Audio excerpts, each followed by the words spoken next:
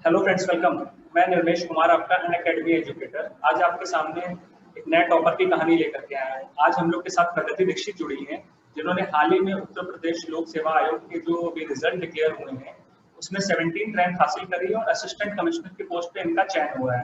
तो वेलकम प्रगति, आप सभी का स्वागत है आपका, और अन अकेडमी की पूरी टीम की तरफ से आपको बहुत बहुत कॉन्ग्रेचुलेशन। तो आप बताइए Pragati, thank you so much sir. कहाँ से बिलोंग करती हैं, क्या है आपका थोड़ा बैकग्राउंड के बारे में बताइए। सर मेरा नाम प्रगति दीक्षित है और मैं मिर्ज़ापुर से बिलोंग करती हूँ। और मेरी जो स्कूलिंग हुई है वो लोकल के स्कूल से ही हुई है। उसके बाद मेरी जो ग्रेजुएशन की पढ़ाई हुई है वो बनारस हिंदू यूनिवर्सिटी से हुई है। और फिर उसके बाद जो कि 2016 के लास्ट में मैंने कंप्लीट करा था, आई थिंक दिसंबर 2016। फिर उसके बाद से सर मैंने 1 साल तक टीचर का जॉब करा है, जैसे पैरामेडिकल स्टूडेंट को पढ़ाया है। देन उसके बाद से मैंने डिसाइड करा कि मुझे सिविल सर्विसेज में जाना है, तो फिर मैंने प्रिपरेशन शुरू की। ठीक है, तो आपने जो ग्रेजुएशन करा था उसके बाद आपने जो प्रिपरेशन करी थी, आपने इंग्लिश मीडियम से करी कि हिंदी मीडियम से करी? क्योंकि सबसे ज़्यादा छात्रों का ये सवाल आता है कि सर इस सिलेक्शन जो हिंदी मीडियम के हो रहे हैं कि नहीं हो रहे हैं, जैसा कि मैं सोच पा रहा हूँ।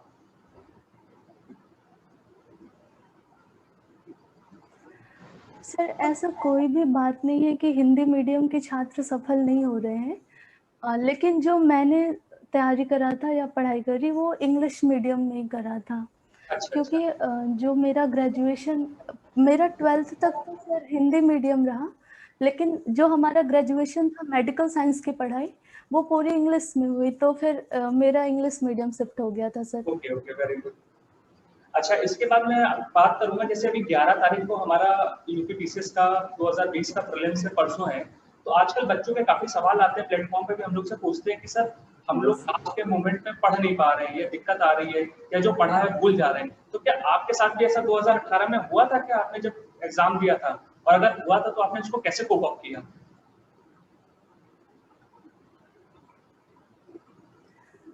सर, ये सही सवाल है, क्योंकि जैसे एग्ज़ाम पास में आने वाला होता है हमें टेंशन होने लगता है कि क्या करना है।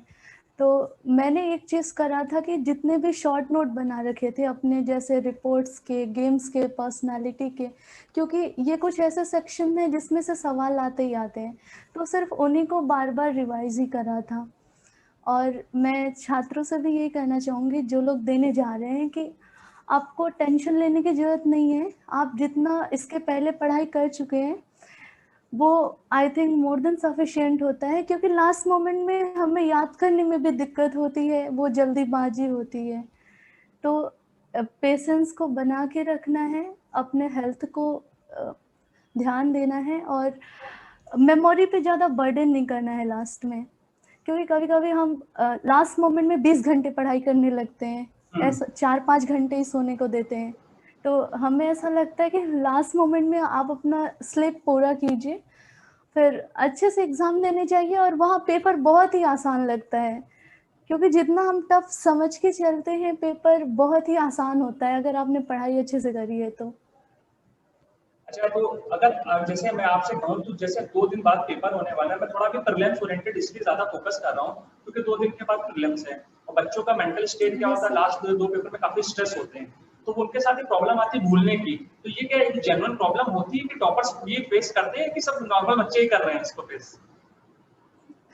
सर भूलता तो सर सबको है, क्योंकि कोई भी ऐसा नहीं है कि जिसको हर चीज़ मेमोरी में फिट हो बिल्कुल। तो मैं यही कहूँगी कि आप बार-बार रिवाइज़ करते रहे, बार-बार जो भी आपको लगता है कि हिस्ट्री में ये भूल गया या ज्योग्राफी में कुछ भूल गया, तो बस उन्हीं जो भूल रहा है उन्हीं को बार-बार देखें। क्योंकि जो चीज़ें आपको याद हैं वो तो पहले से याद है। लेकिन अगर जो इम्पोर्टेंट चीज़ें होती हैं, जैसे रिपोर्ट्स भूलता है सर, रैंक भूलती है, और मिलिट्री कोई एक्सरसाइजेज हो प्लेयर्स, गई। यस सर, इन सारी चीज़ों को हमें लास्ट मोमेंट में रिवाइज़ करना ही करना होता है सर। और सर मुझे लगता है टेंशन नहीं लेना चाहिए, वो सब हो जाता है।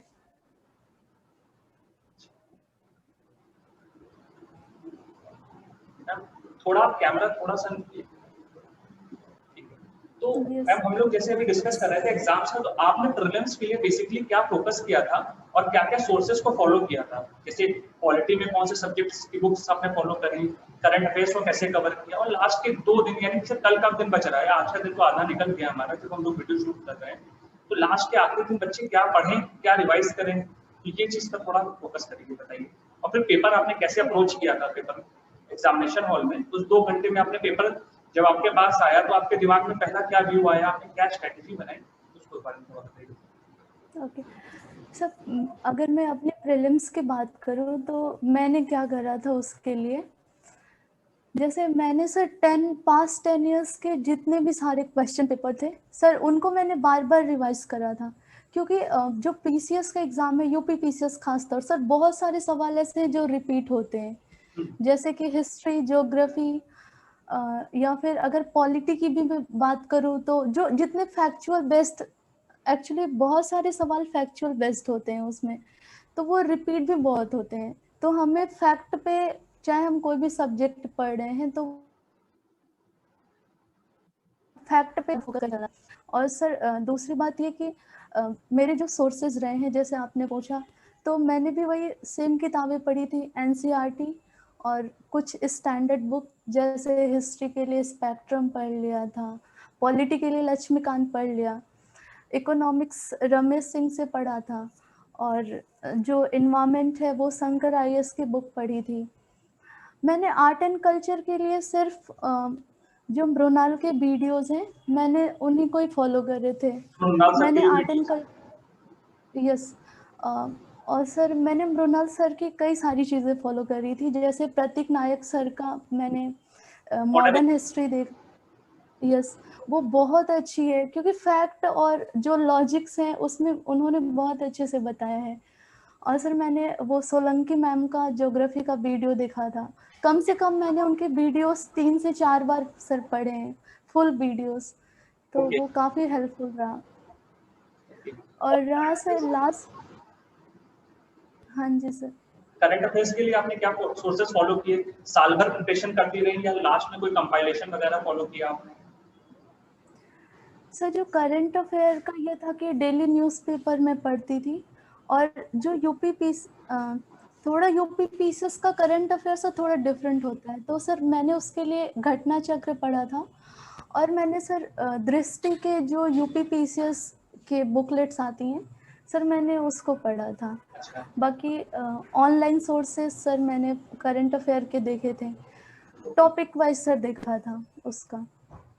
और पेपर में आपने कैसे अप्रोच किया? जैसे प्रीलिम्स का पेपर आया तो आप जान ही रहे कट ऑफ हमारा दिन पे दिन थोड़ा हाई होता जा रहा है, कंपटीशन बढ़ता जा रहा है, और अभी नेगेटिव मार्किंग भी शायद आपके जो बैच था, पहला बैच था 2018 का, जब प्रीलिम्स में हमारा नेगेटिव मार्किंग स्टार्ट हुई थी, तो आपने उसको कैसे अप्रोच किया कि नेगेटिव क्वेश्चंस कम अटेम्प्ट करें और कितना सेफ स्कोर रहेगा, इसके बारे में आप कुछ बता सकते हैं? सर अगर मैं अपना अगर एक्सपीरियंस बताऊं तो सर मेरे प्रीलिम्स में 132 मार्क्स स्कोर किया था, और मेरा स्ट्रैटेजी उसमें ये रहा था कि मुझे एक बार में कितने सवाल आते हैं बिल्कुल सही सही, तो मैंने 150 में 145 अटेंड करा था सर, क्योंकि ऐसा लग रहा था कि ये भी आता है वो भी आता है, और कुछ तो कंफ्यूजन होता ही है, बट सर जिस तरह से मार्क्स आए उस हिसाब से लगा कि सही अप्रोच रहा। तो सर उसकी एक चीज़ें मैंने करी थी कि मैंने मॉक टेस्ट खूब सारे लगाए थे, जितने जहाँ से भी ऑनलाइन मिल रहा है ऑनलाइन लगा रहे हैं, पास्ट पेपर लगा लिया, कुछ मार्केट में ऐसे अवेलेबल है पीसीएस का तो उसका लगा लिया, तो सर मॉक्स मैंने इतने मॉक टेस्ट लगाए तो वो ऑटोमेटिकली बहुत अच्छा फायदा हुआ था उसका। क्वेश्चंस में एग्जाम का फील आ जाता होगा जब प्रैक्टिस करते होंगे, तो आपको पता होता होगा कि मैं गेस कर रही हूँ तो मेरा गेस वर्क बस सही जा रहा है कि नहीं जा रहा है। सर जो फैक्ट में तो गेस काम नहीं करता है सर, स्पेसिफिक के साथ तो नहीं हुआ था, बाकी अगर कोई लॉजिकल क्वेश्चंस है तो आप वहाँ पे गेस कर सकते हैं, जैसे यूपी यस, उसमें अभी तो सर स्टेटमेंट बेस्ड आते हैं, कुछ ऐसे 2 4 10 सवाल होते हैं, तो आप उसमें अगर चाहते हैं तो लगा सकते हैं गेस करके, बाकी आपको अगर आता है तो आता है फैक्ट, नहीं आता है तो नहीं आता है। तो उसके लिए सर यही है कि आप बार बार चीजों को पढ़ें और फैक्ट पे ज्यादा फोकस करें। सर जैसे फॉर एग्जांपल पूछ लिया था कि कैग का जो फंक्शन है वो ऑडिटिंग का कब सेपरेट हुआ था कंट्रोलर से, तो हाँ, कुछ ऐसे दिया हुआ है बुक में ईयर्स 97। पूछे थे। हाँ, तो इस तरह की चीज पे हमें ध्यान देना है, आर्टिकल पर ध्यान देना है। तो अगर हम सही तरीके से पढ़ रहे हैं फैक्ट को याद करते हुए, तो वहाँ पे वो खुद से रिकॉल आता है सर। हाँ। मुझे ऐसा लगता है। और सीसेट के लिए आपने क्या कुछ स्पेशल प्रिपरेशन करी थी या सर मैंने सी? सी सेट के लिए, सर मेरा मैथ थोड़ा ठीक ठाक था तो मैंने ज़्यादा ध्यान नहीं दिया। हाँ, जो 5-6 साल के पिछले पेपर थे उनको मैंने लगाया और सर ठीक ठाक उसमें मैं कर ले रही थी, तो मैंने ज़्यादा कुछ उसमें नहीं करा सर।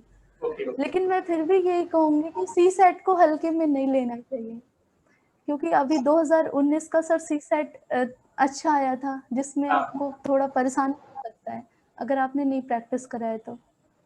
ठीक है, तो ये हमारी प्रीलिम्स की स्ट्रेटेजी हो गई। जो बच्चे 11 तारीख को परसों पेपर अपीयर करने जा रहे हैं, तो आप लोगों के लिए प्रगति मैम ने बहुत ही अच्छा और बेस्ट एक सोल्यूशन बताया है कि आपको क्या फॉलो करना है, क्या नहीं करना है। और लास्ट के 1-2 दिन में जो मैम ने बताया, आप उसको फोकस करिए और उसको इम्प्लीमेंट करिए, ताकि परसों के एग्जाम में मैक्सिमम स्कोर कर सकें।